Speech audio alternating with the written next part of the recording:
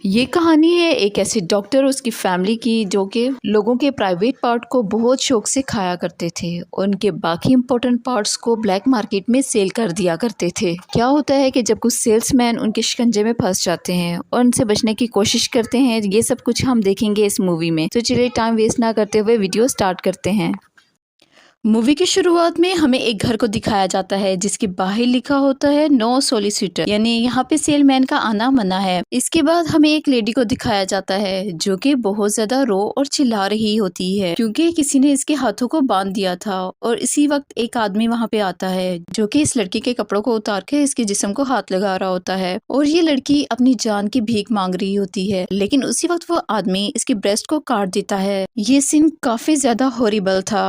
अब ये सीन यहीं पे कट हो जाता है और हमें डॉक्टर लुइस दिखाया जाता है जो कि एक मशहूर सर्जन था और इसी के नाम की वजह से इसका हॉस्पिटल भी बहुत ज्यादा फेमस हो चुका था और ये डॉक्टर भी अपनी कामयाबी की वजह से बहुत ज्यादा खुश था। इसी वक्त दिखाया जाता है इसी शहर के पुलिस स्टेशन में बहुत से लोगों की मिसिंग कंप्लेंट्स आ रही होती है और पुलिस इनमें से किसी का भी खोज लगाने में नाकाम रहती है। यहाँ पे हम देखते हैं कि एक लेडी पुलिस वाले को अपनी बेटी की तस्वीर देते हुए उसकी मिसिंग रिपोर्ट्स लिखवा रही होती है और ये वही लड़की थी जिसे हमने मूवी की शुरुआत में देखा था। अब पिछले 3 महीनों में 3 लोग मिसिंग हो चुके थे, लेकिन इनमें से किसी का भी पता नहीं लग रहा था। इधर एक कपल को दिखाया जाता है जो कि बहुत ज्यादा रो रहा होता है क्योंकि इनकी बेटी का अभी एक्सीडेंट हो चुका है और उसे एक किडनी की फौरन ही जरूरत है, जिसके लिए वो कोई भी कीमत चुकाने को तैयार हैं, लेकिन उन्हें कोई डोनर नहीं मिलता। में एक आदमी उनके पास आके कहता है कि वो उनकी हेल्प कर सकता है। में स्कॉट नाम के एक लड़के को एक बंदे की कॉल आती है जो कि उसे किडनी का कहता है और इसके बदले में उसे बहुत से पैसे मिलेंगे। ये देख के स्कॉट बहुत ज्यादा खुश हो जाता है और ये बात अपनी बहन और अपनी माँ को बताता है। अब ये लड़की निकोल अपने फादर को भी कॉल करके किडनी का बताती है और इसका फादर कोई और नहीं बल्कि वही मशहूर सर्जन लुइस था। अब डॉक्टर लुइस अपनी बीवी को बता उसे कंट्री का बेस्ट सर्जन का अवार्ड दिया जा रहा है, जिसे सुन के ये सारी फैमिली बहुत ज्यादा खुश हो जाती और स्पेशल डिनर करने का प्लान बनाती है। लेकिन इससे पहले निकोल की माँ उनको सर्जरी रूम साफ करने का कहती है और वो दोनों खुशी खुशी सर्जरी रूम में चले जाते हैं, जहाँ पे हम देखते हैं कि बहुत से पेशेंट बेड के साथ बंधे हुए होते हैं और ये पेशेंट कोई और नहीं बल्कि वही लोग होते हैं जिनके मिसिंग होने की कंप्लेंट पुलिस स्टेशन में आ रही थी। ये दोनों फिर एक पेशेंट को चूज करते हैं और उसके ब्रेन की सर्जरी करने लगते हैं और इसे काट के इसका दिमाग निकाल लेते हैं और ऐसा करते हुए उनको बहुत मजा आ रहा होता है। इधर पुलिस मिसिंग लोगों को ढूंढ रही थी लेकिन उन्हें कोई सबूत नहीं मिलता। इधर निकोल सर्जरी रूम में सभी पेशेंट से उनके हाल चाल के बारे में पूछ रही होती है। तो इन पेशेंट में से एक बॉय जिसका नाम विलियम होता है वो निकोल और उसकी फैमिली को गालियां देने लगता है। ये सुनकर निकोल उसके कटे हुए हाथ को जोर से दबाती है और स्कॉट के साथ मिलके इसकी जुबान को काट देती है। इसके बाद वो सभी पेशेंट से कहती है कि अगर नेक्स्ट टाइम किसी ने ऐसा किया तो उसका यही इंजाम होगा। तभी हम एक ऑफिस में मार्विन नाम के एक बॉस को दिखाते हैं जो कि अपने वर्कर्स को बिजनेस बढ़ाने के आइडियाज दे रहा होता है। यहाँ पे बॉस एक मैंडी नाम की वर्कर्स को घर घर जाके अपनी कुकीज बेचने का मशवरा देता है। अब मैंडी भी मैप पे घरों को देखते हुए घर घर जाके कुकीज सेल करने पे राजी हो जाती है और वहाँ के लिए रवाना हो जाती है। इधर पुलिस भी गायब हुए लोगों के बारे में इन्वेस्टिगेट कर रही होती है। वो देखते हैं कि इन लोगों की जॉब एक दूसरे से बिल्कुल डिफरेंट थी और चाह के भी इनके दरमियान कोई कनेक्शन नहीं हो सकता। यहाँ पे मैंडी लुइस के घर में आती है और वो खुद को हॉट दिखाती है ताकि उसकी कुकीज ज्यादा से ज्यादा सेल हो सकें।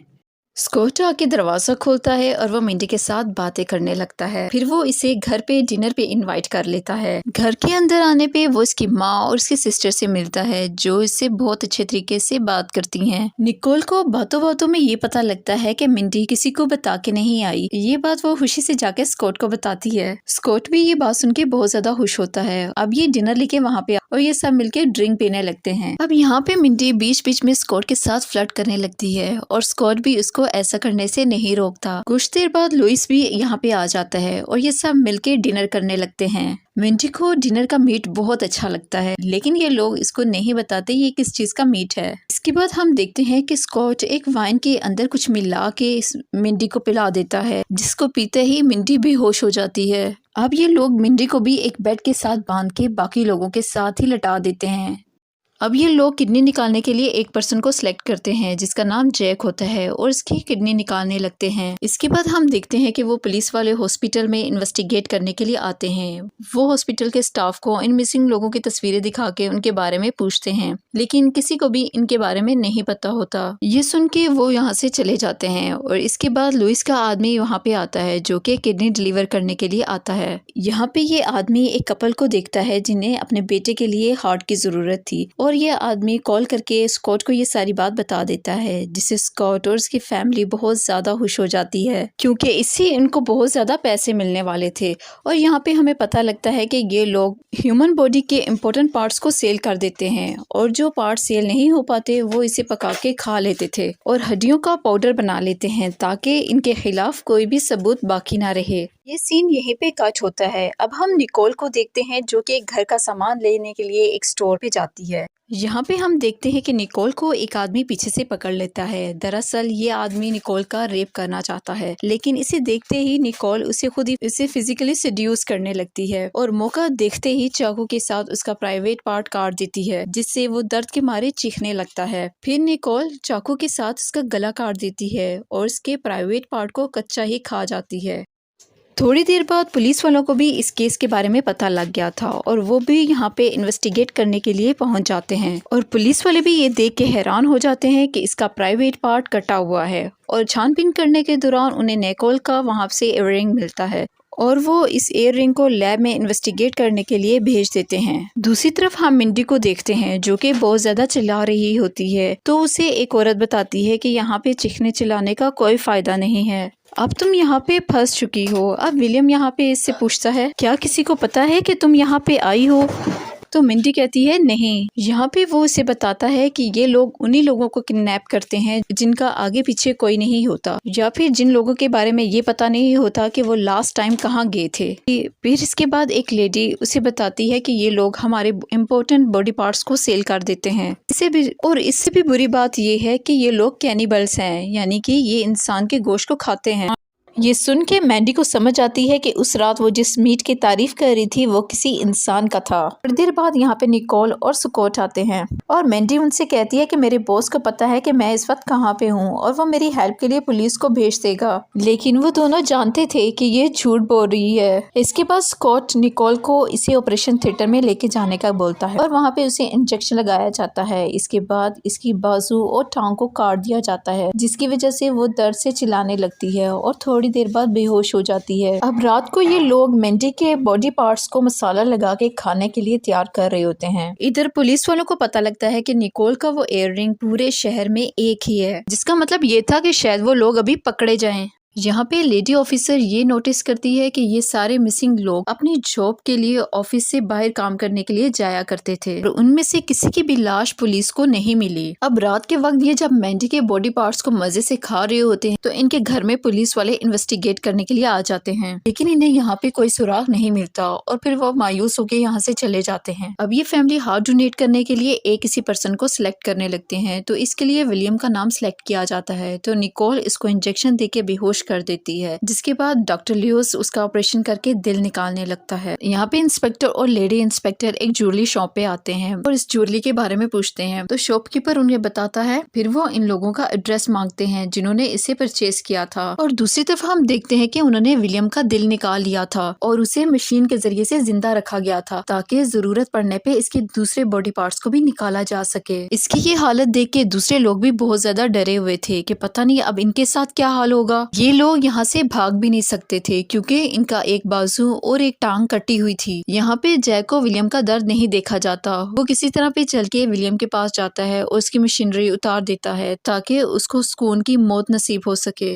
यहाँ पे जब स्कॉट देखता है कि विलियम मर चुका है तो उसे बहुत गुस्सा आता है। इसके बाद वो निकोल के साथ मिलके इसे ऑपरेशन थिएटर में ले जाता है। यहाँ पे ये दोनों जैक को बहुत ज्यादा टॉर्चर करते हैं और निकोल इसे बार बार दर्द बढ़ाने वाला इंजेक्शन लगाती जा रही थी और स्कॉट एक हथौड़े के साथ उसका घुटना तोड़ देता है, जिसकी वजह से वो दर्द से चिल्लाने लगता है। इसके बाद वो जैक के मुंह में ड्रिलिंग करने लगते हैं, जिससे उसकी हालत और भी खराब हो जाती है। स्कॉट के हाथ में पकड़े हुए हथियार को खुद ही अपनी आंख में घुसा के खुद को मार देता देता है क्योंकि अब वो ज्यादा दर्द बर्दाश्त नहीं कर सकता। यहाँ पे स्कॉट और निकोल इसकी आंखों को निकाल के खाने लगते हैं। फिर वो डॉक्टर ल्यूइस को फोन करके उसकी डेथ के बारे में बताते हैं ताकि उन्हें किसी किस्म के नुकसान का सामना ना करना पड़े।